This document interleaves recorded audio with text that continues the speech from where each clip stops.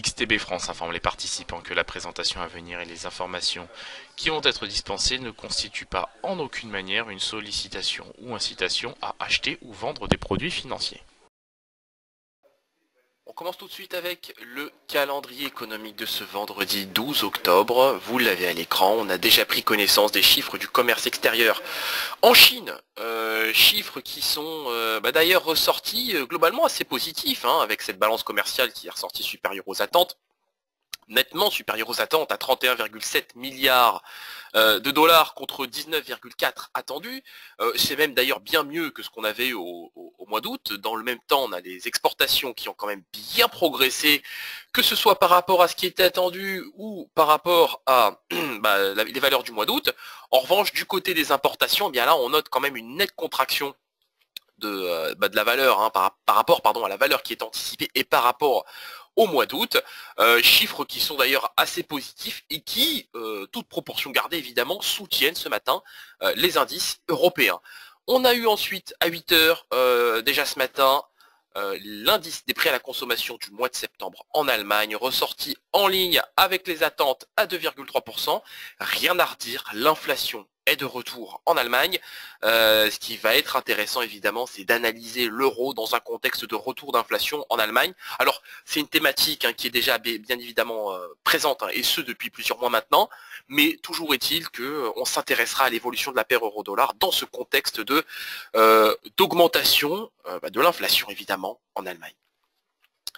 On s'intéressera ensuite à 11 heures aux ventes au détail du mois d'août en zone euro.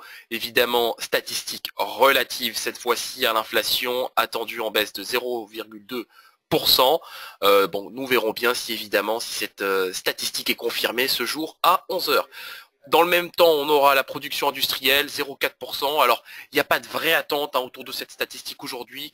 On s'y intéressera quand même, puisque celle-ci, je le rappelle, reste quand même assez importante pour le secteur manufacturier et industriel évidemment en zone euro.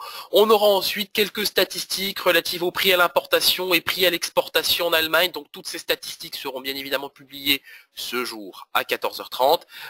Statistiques aussi relatives à l'inflation aux États-Unis, statistiques d'ailleurs dont on a pris connaissance hier, je le rappelle.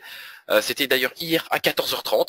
On aura une simple confirmation ou peut-être même infirmation de ce dont on a pris connaissance ces derniers jours, puisque je le rappelle, on a pris connaissance mercredi de l'indice des prix à la production, jeudi de l'indice des prix à la consommation, et ce jour on aura les prix à l'importation et à l'exportation. La séance s'achèvera avec l'indice de confiance du consommateur selon l'Université du Michigan, tel que calculé par l'Université du Michigan au titre du mois d'octobre. Alors il s'agira bien évidemment des premières estimations, puisque nous sommes encore que le 12 octobre. 100,5, c'est la valeur attendue.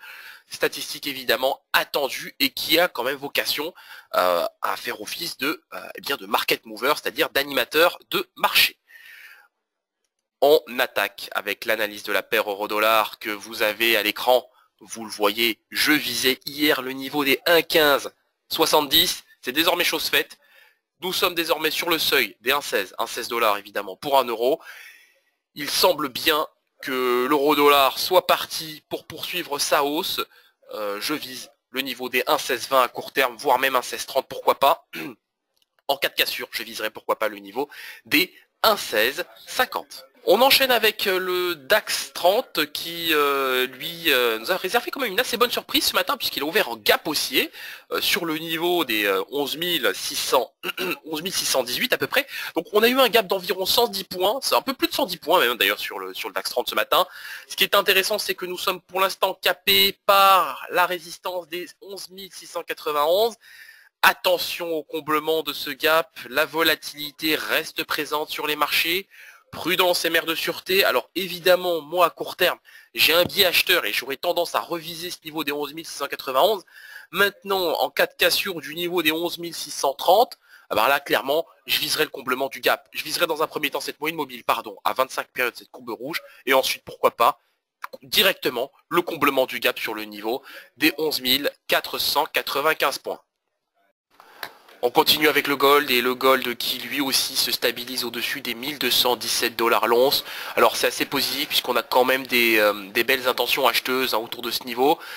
On notera quand même le fameux retour de l'euro dollar, pardon, du gold, de l'or, monseigneur, de l'or. Retour, pourquoi pas aujourd'hui sur le niveau des 1226, je vise le niveau des 1230 dollars l'once à court terme sur cet actif. Je pense qu'on va retrouver des couleurs, on en a déjà retrouvé, et je pense que la toile de fond va se poursuivre sur cet actif. Analyse de cet actif d'ailleurs à retrouver sur notre site XTB France, publié le 11 octobre, c'est-à-dire hier. Analyse à laquelle je vous renvoie pour en savoir plus sur cet actif, très intéressant. Voilà, on continue avec le contrat WTI qui lui aussi regagne du terrain après la publication d'hier. Et quelle publication, l'augmentation, la nette augmentation des stocks hebdomadaires de pétrole, qui n'a visiblement pas fait de cadeau au contrat WTI puisque celui-ci a rallié hier le niveau des 70,50.